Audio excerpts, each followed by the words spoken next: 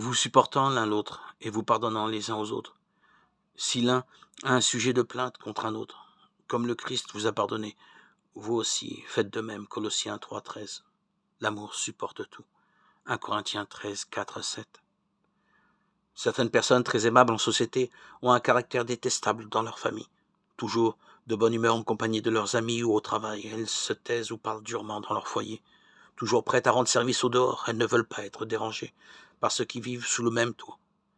Patientes dans leur travail à la maison, elles s'énervent à la moindre contrariété. D'où vient cette double attitude? À l'extérieur, nous tenons à ce que les autres aient une bonne opinion de nous. Par contre, à la maison où chacun se connaît, nous n'avons pas à jouer un rôle. Nous nous montrons tels que nous sommes, capables d'être aimables à l'égard d'étrangers. Ne devrions-nous pas l'être d'autant plus envers ceux qui nous aiment? Beaucoup d'entre nous se reconnaissent peut-être dans cette description. Comprenons bien que cette attitude est fausse et hypocrite. Or, Dieu veut la vérité dans l'homme intérieur, psaume 51, 6, et n'approuve pas ce comportement à deux visages. Ne croyons pas que la paix et la sérénité régneront spontanément dans notre foyer.